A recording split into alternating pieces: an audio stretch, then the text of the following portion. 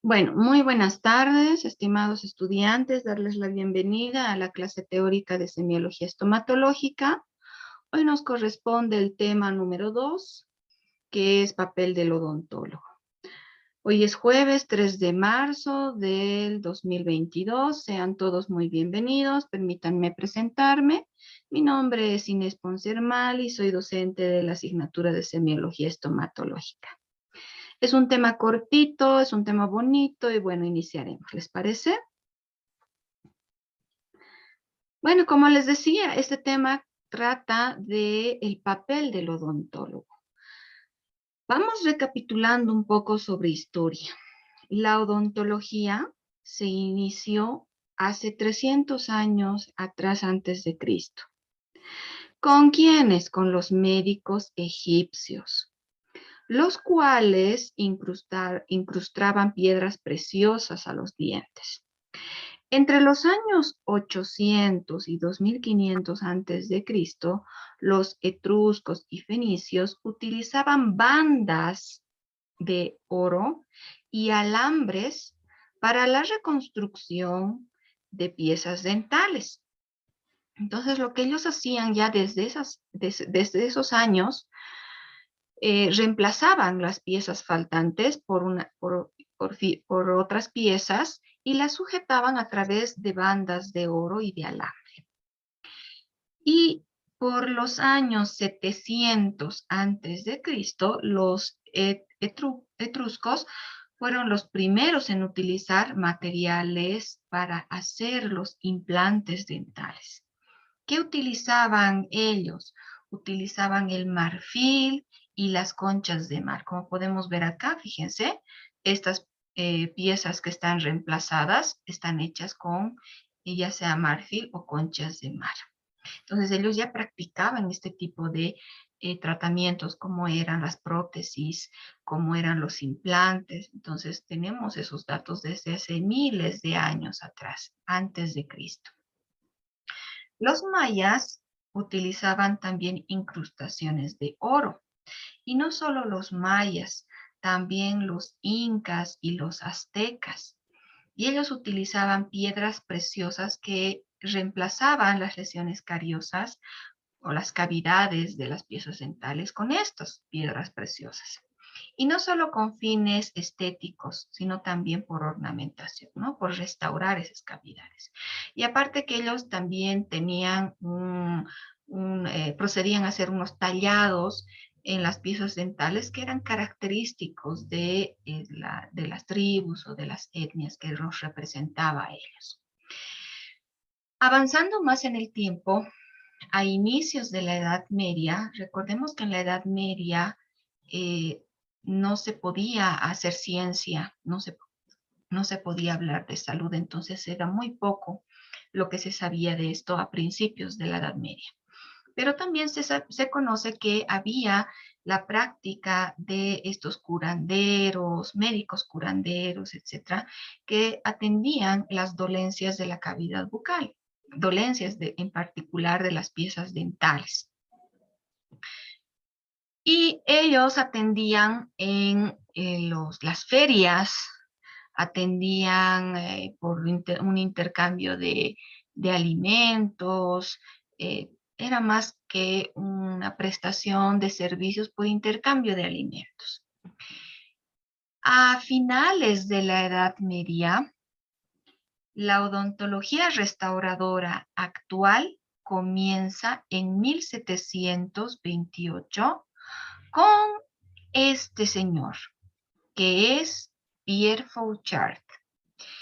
Él es denominado por algunos el Hipócrates de la odontología. Es el padre de la odontología. Es considerado padre de la odontología ya que escribió un tratado de varios tipos de restauraciones dentarias. Fauchard nació en Bretaña el 21 o 22 de marzo de 1678.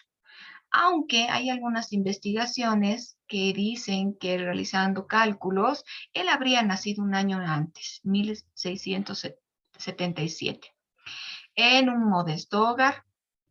fue un dentista francés a quien se le atribuye ser el fundador de la odontología moderna. Entonces, el padre de la odontología moderna es Pierre Fauchard. Fueron transcurriendo los años, se fue practicando más la odontología. Podemos ver en esta imagen del lado izquierdo en 1750. Fíjense cómo era la práctica antes, ¿no? Le están haciendo una exodoncia a este paciente. Fíjense aquí su asistente dental, cómo lo está sujetando al pobre caballero para que el que practica la odontología pueda extraer una pieza dental. Fíjense estas sus manos cómo están amarradas. Cómo era antes la atención, ¿no? Para 1810 un poco ya se moderniza la profesión. Fíjense, igual están realizando una exodoncia, pero este caballero está sentado ya en un sillón, en una silla mucho más cómoda. De 1750 es una silla de madera, en 1810 y es una silla mucho más cómoda, acolchonada, tiene su vasija donde el paciente podía escupir, etcétera, ¿no? Fíjense, una vitrina donde ya se guardaba todos los insumos o materiales. Y es así como va evolucionando la odontología. Y antes, en esos años, no había universidades. Eran precisamente estos curanderos, médicos curanderos que se los denominaba, quienes capacitaban a los que iban a practicar la odontología. A finales del siglo XX, y les hablo más o menos, a finales de la Edad Media, y les hablo más o menos por el siglo XII, es donde empiezan a aparecer las primeras universidades. Estas primeras universidades, entre ellas destacan la Universidad de París, de Londres y Oxford, quienes ya inculcaban a la lectura. Ya se inculcaba la lectura para que uno pueda estudiar, leer libros, capacitarse y posterior a eso ya ejercer la profesión como tal. Y lo peculiar era que en estas universidades solamente varones podían estudiar, como estamos viendo acá. Esta es una de las imágenes de la Universidad de Oxford. Fíjense, es una clínica de estudio universitario donde están aquí todos los cursantes, ¿no? Realizando sus prácticas en los pacientes. Y bueno, se rompe eso de que solo varones podían estudiar con la primera mujer graduada. Ella es Lucy Bigman Hobbs Taylor. Fue la primera mujer graduada en odontología en el mundo. En 1866, ella obtiene su diploma universitario en Cincinnati, Estados Unidos, en la Universidad de Ohio, College of Dental Surgery. Y ella ya abre esa puerta que se encontraba antes cerrada para las mujeres que no podían acceder a estudios superiores. Ella abre y permite de que las mujeres también puedan formar parte de las universidades, puedan capacitarse y que puedan ser mujeres odontólogas, ¿no? Aquí estamos viendo ya en esta imagen la práctica de una odontóloga haciendo una atención dentaria. Y a partir de ahí van generándose promociones con la participación en mayor cantidad de lo que es las damas. Y algo también importante para mencionar, porque estamos repasando un poco de historia, cómo ha sido la evolución de la odontología, es la aparición de la silla dental. Es importante porque es nuestro instrumento de trabajo, el sillón dental. ¿Cómo es que aparece? Las primeras sillas dentales que aparecieron fueron a través de los griegos. Los griegos son los primeros en crear un sillón dental, pero ellos le llamaban un sillón con fines quirúrgicos, así lo denominaban los griegos. Y a partir de esto, Pierre Fauchard, que recordemos que es nuestro padre de la odontología moderna, él dice y recomienda, ¿no? Recomienda el uso de un sillón para la comodidad tanto del operador como del paciente. Entonces, Pierre Fauchard recomienda que ya empecemos a trabajar en la confección de un sillón. Y es por eso que el primer sillón que aparece que lo diseña un ingeniero norteamericano de nombre Josiah Flagg. Él lo construye este sillón por los años 1790. Es una silla de madera que tenía unos soportes, una base para poner algo del instrumental y algo importante que necesitábamos nosotros para trabajar, ¿no? Que necesitaban los odontólogos en esa época, que era el apoyo o el cabezal que estamos viendo acá. Entonces, a partir de 1790 empieza a evolucionar esto de la construcción de los sillones dentales. Luego viene James Snell, que hace un sillón más acolchonado, porque recordemos que hace rato les decía, ¿no? Pierre Fauchard recomienda que generemos una silla más cómoda, un sillón más cómodo para la atención. Esa también fue su visión. Entonces, que a esa silla se le ponga una especie que se realice una especie de una silla acolchonada para que dé comodidad al paciente. Y es así como de la madera va evolucionando y va pasando a obtener el primer sillón de metal. Esto más o menos por los años 1871. Y les hablo del siglo XIII, ¿no? En el siglo XIII es donde inicia esto de la confección del sillón. Van pasando los años, y en el siglo XIX, fíjense, ya podemos hablar de un sillón con el espaldar reclinable. En el siglo XIX ya podemos contar con un silloncito que reclina el espaldar para poder incluso ajustar la posición y mejorar la atención odontológica. Esto va evolucionando, van incorporando una mesita auxiliar de trabajo o una bandeja, incorporan una basinica para que, o un área, como una especie de vasija para que pueda escupir ahí el paciente. Entonces, esto va evolucionando, ¿no? Van combinando metal con cuero, van poniendo el apoyo para los pies, van ajustando incluso para la posición de la cabecera. No nos olvidemos que el espaldar también sigue siendo reclinado, se va aumentando un pedal para que este pedal también pueda tener movimientos y la misma altura se puede ir acomodando en base a la comodidad del operador, que en este caso es el odontólogo. A esta silla se le va incorporando instrumental de rotación. Fíjense, este ya es un instrumental de rotación, pero en primera instancia de tipo mecánico, donde el mismo odontólogo tenía que pedalear para que esto empiece a funcionar. Ese instrumental rotatorio de lo que era mecánico pasa a ser eléctrico.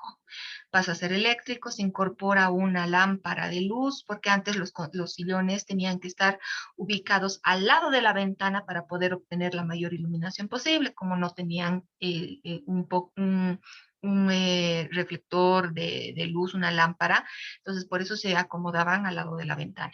Y como esto va evolucionando, le van incorporando una lámpara de luz, van haciendo que el instrumental rotatorio sea eléctrico, y no solamente piensan en eso, también piensan en la comodidad del operador al incorporar un taburete, ¿no es cierto? Entonces va evolucionando, en el transcurso del tiempo van evolucionando los modelos de las mismas unidades dentales. Este es un antiguito todavía de los años 80, hasta llegar a esto, lo que hoy en día tenemos. Y a lo que queremos llegar todos, a este avión, ¿no es cierto? Con cámara intraoral, las puntas para la lámpara de luz, cavitrón, pieza de alta, baja, etc. Incluso la mesa auxiliar para el auxiliar, el auxiliar que tenemos en el consultorio, o la enfermera. ¿Eh? Entonces, es así como va evolucionando la odontología.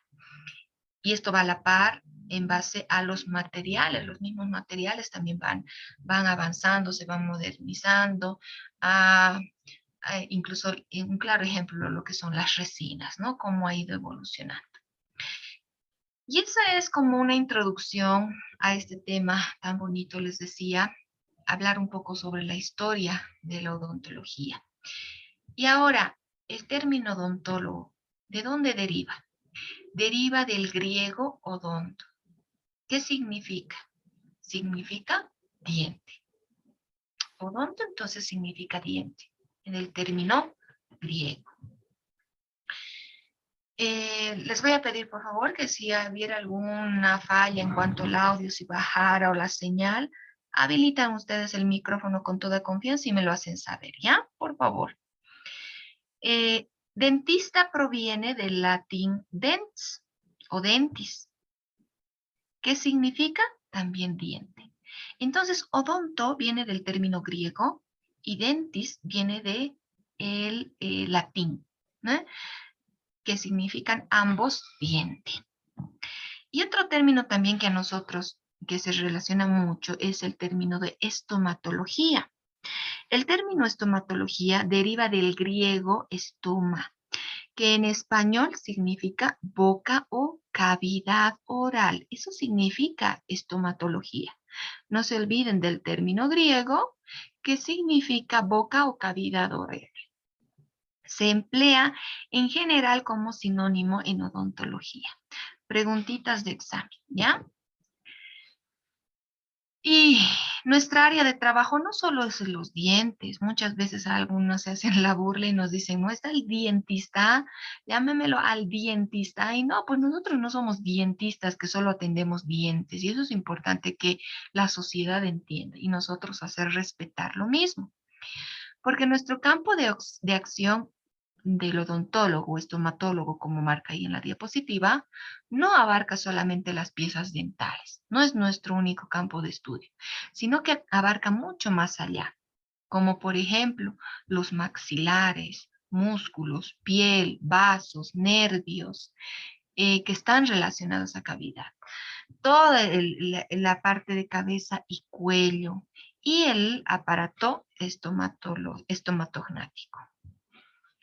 La odontología se relaciona con varias especialidades médicas, como cirugía maxilofacial, otorrinolaringología, oftalmología, neurología y pediatría. Entonces, esas especialidades también se relacionan con odontología.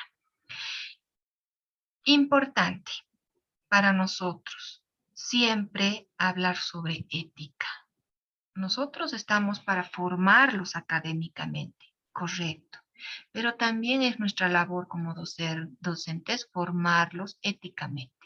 Que ustedes no solamente sean profesionales excelentes, que conozcan a la perfección la parte teórica y práctica, sino que también sean formados moral y éticamente, ¿sí? Que sean profesionales de bien. La ética viene del griego ethos, que significa conducta, carácter o ser interior, disposición de la persona.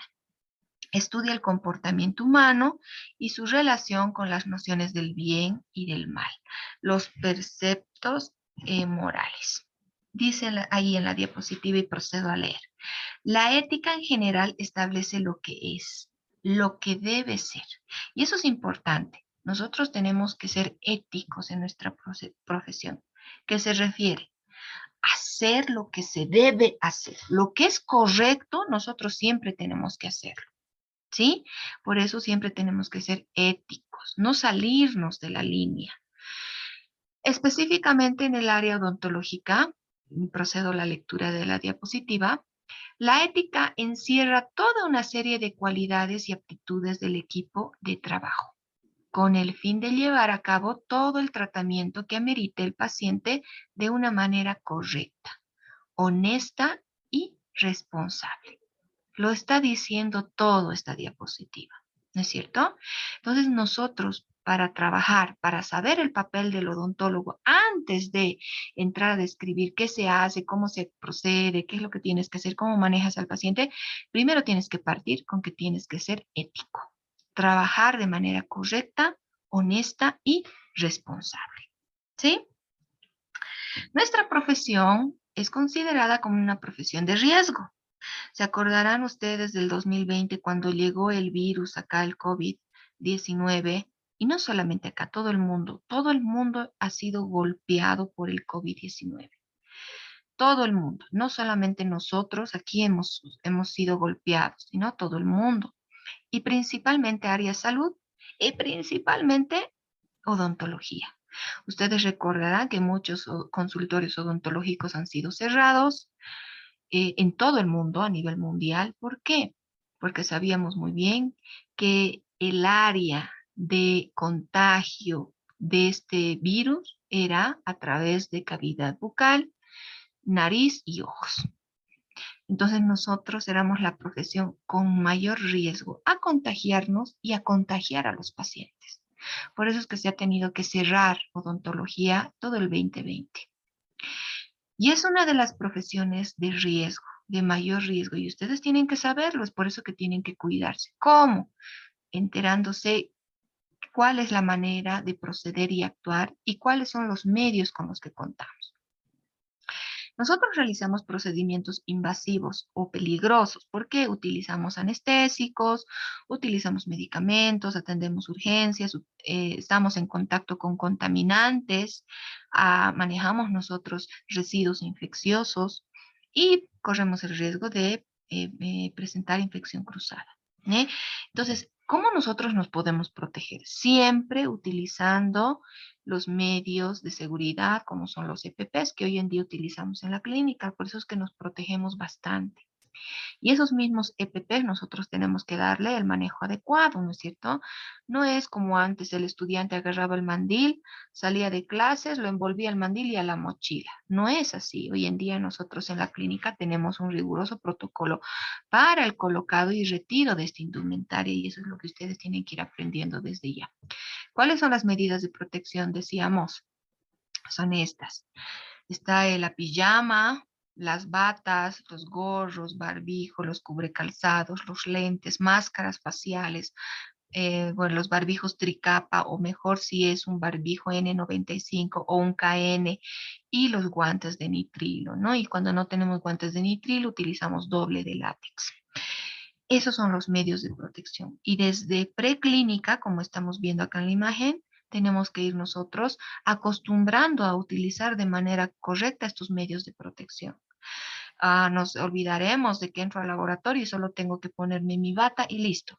Al salgo del laboratorio lo hago un bollo y lo meto en la mochila. No, desde ya, desde preclínica nos empezamos a formar cómo es que nosotros tenemos que protegernos, cómo es que tenemos que manejar esta indumentaria para que cuando ya estemos en clínica, ya estemos nosotros habituados, para que ya sepamos muy bien cómo es el protocolo de ingreso, de salida, y ese es el propósito principal que tenemos con ustedes en esta gestión y lo van a ir aprendiendo en el transcurso de los mismos rotes.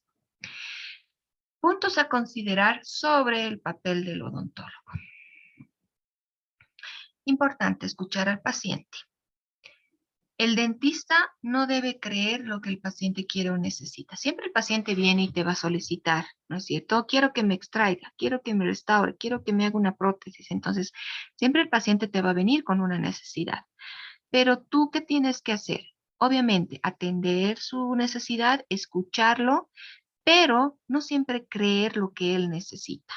Tienes que hacer un examen clínico, evaluar la situación, examinar muy bien cómo está la situación del paciente, el motivo de consulta, verificar en cavidad bucal cómo se encuentra y en base a eso tomar una decisión, llegar a tu diagnóstico y tener un plan de tratamiento.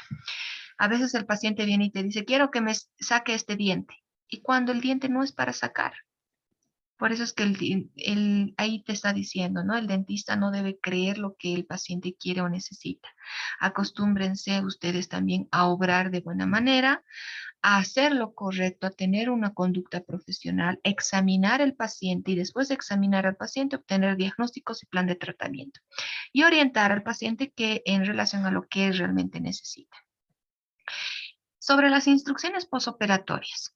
Sabemos muy bien que cuando nosotros, y volvemos al mismo ejemplo, digamos que se le ha realizado una exodoncia. Después de haber realizado la exodoncia, ¿qué es lo que generalmente hacemos? Le damos indicaciones al paciente. Le decimos, por favor, dieta blanda, blanca, durante 24 horas, reposo, ningún tipo de enjuague, va a tomar estos analgésicos en caso de dolor. Entonces nosotros ya le vamos dando ciertas recomendaciones.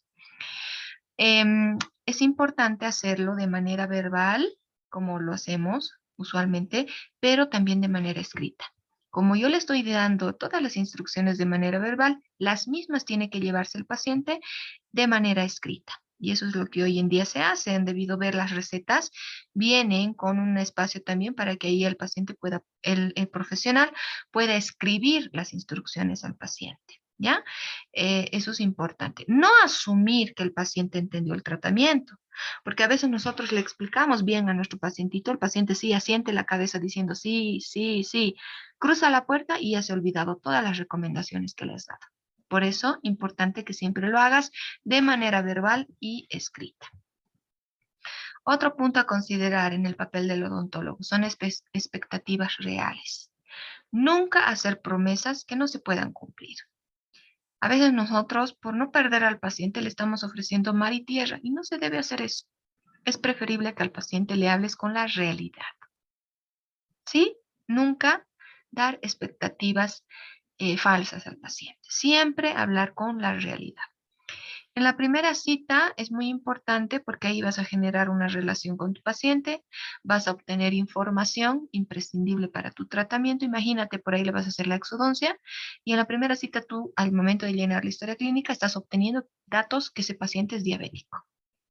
Importante. Imagínate que tú directamente le hagas la exodoncia, no te has enterado, no has preguntado de que tu paciente era diabético y los problemas serios que vas a tener más adelante. Por eso es que siempre es bueno obtener la información adecuada en la primera cita, nunca saltarse ese paso. Y también vas a evaluar el comportamiento de tu paciente, porque nosotros vamos a encontrarnos con muchos tipos de pacientes.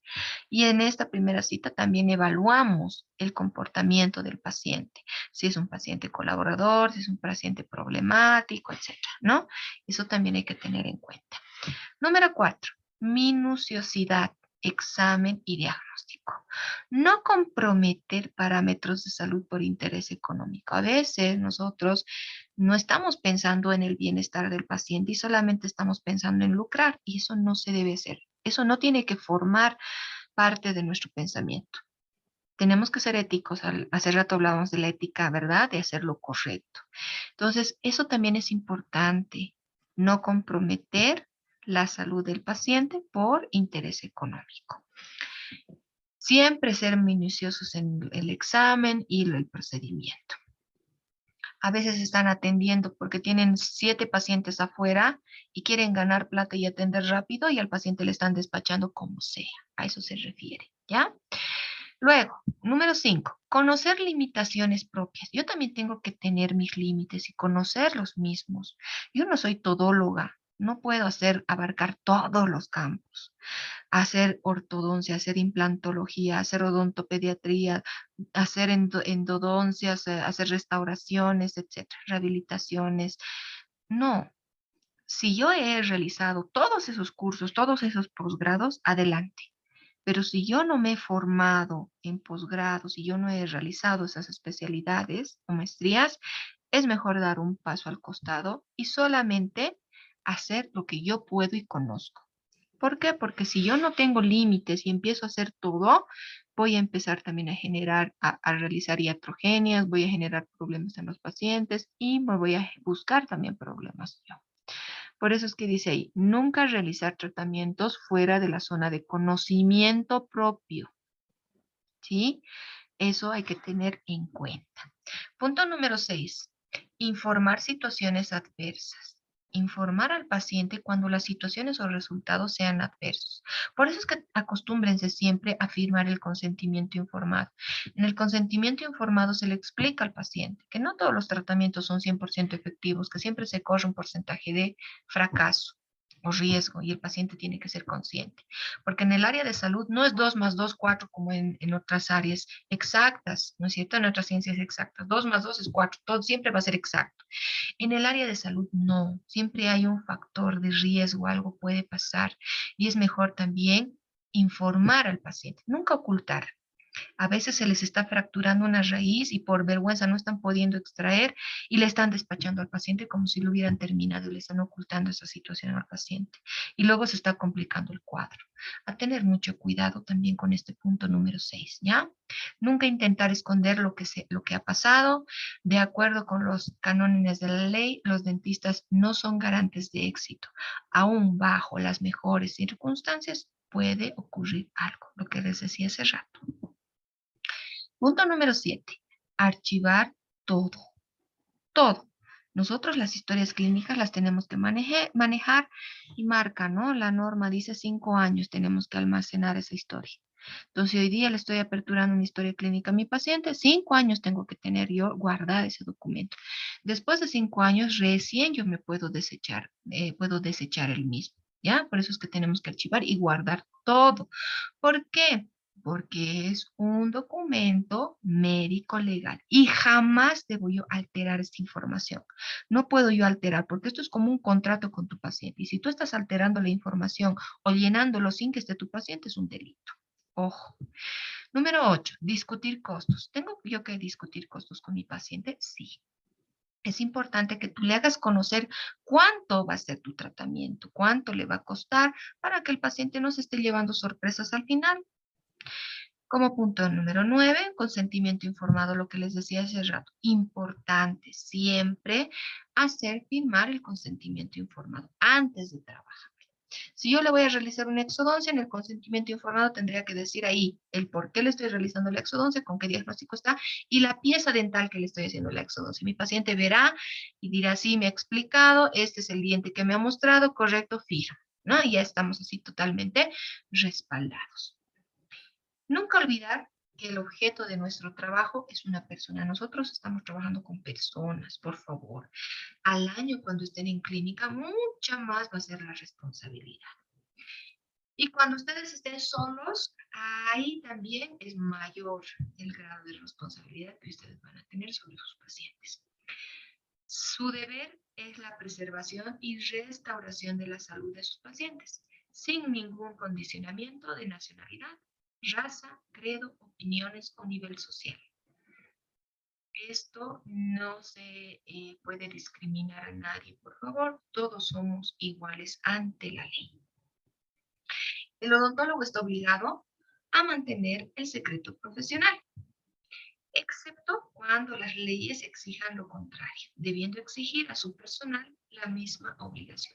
O sea, nosotros tenemos un documento médico legal que es la historia clínica. Esta historia clínica conserva información del paciente y esta información no puede ser expuesta a no ser que tengamos alguna autoridad máxima quien lo solicite, solamente en esos casos, ¿sí?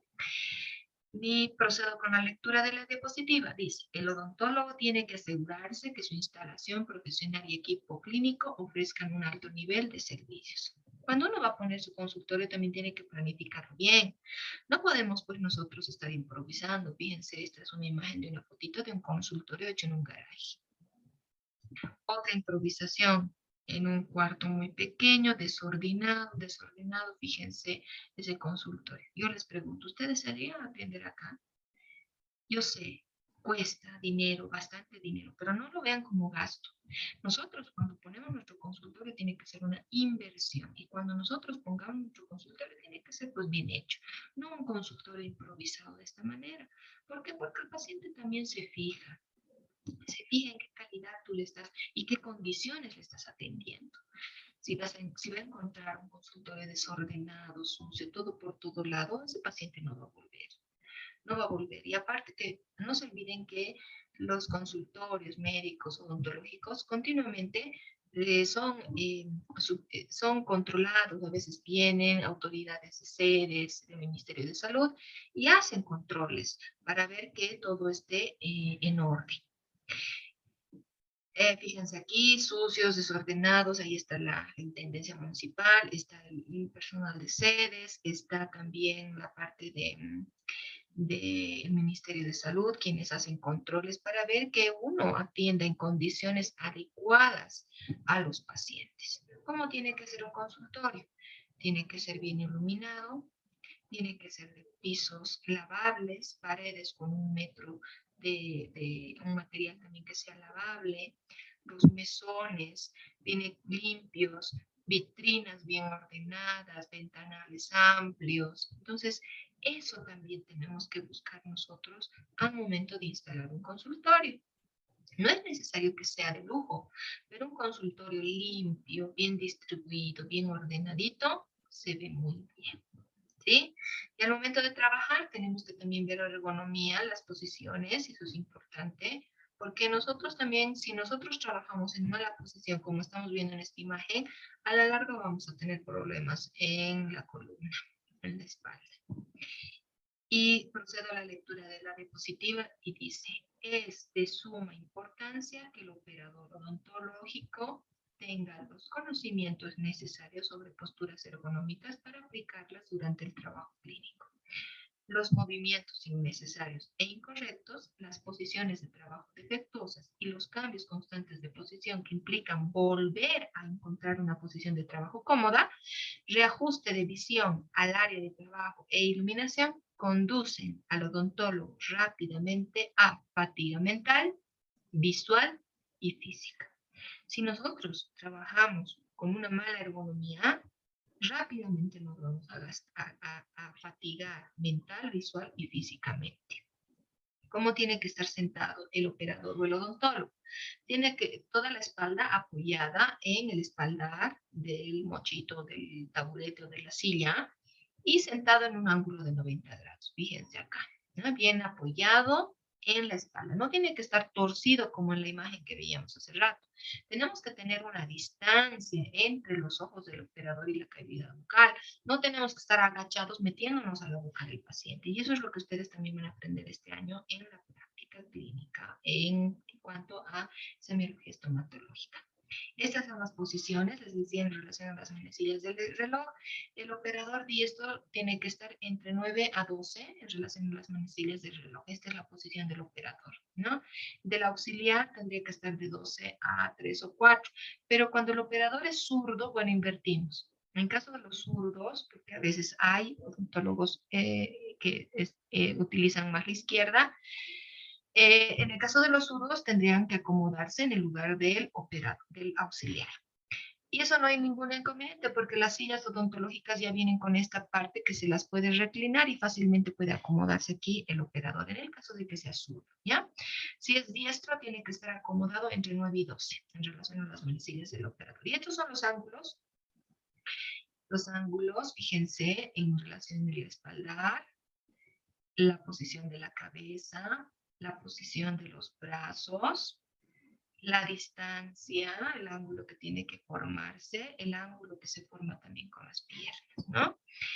La distancia del instrumental, de la mesa auxiliar, donde está acá el instrumental, tiene que ser de 20 a 25 centímetros, del instrumental rotatorio de 30 a 40. Las manos tienen que tener esa distancia.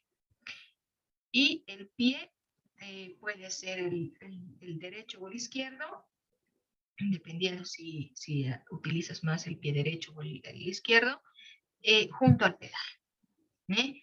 Esas son las distancias también que tienen que tener de los ojos a la boca del paciente y del reflector a la boca del paciente. Ese reflector también tiene que tener de unos 50 a 60 centímetros de distancia.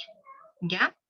Eso hay que tener en cuenta porque a veces el reflector está sobre la cara de nuestro pacientito y ya lo estamos sometiendo. Muchas gracias por su atención. Nos vemos pronto. Les decía, este tema es cortito. Espero que les haya gustado esa información importante. Voy a dejar de grabar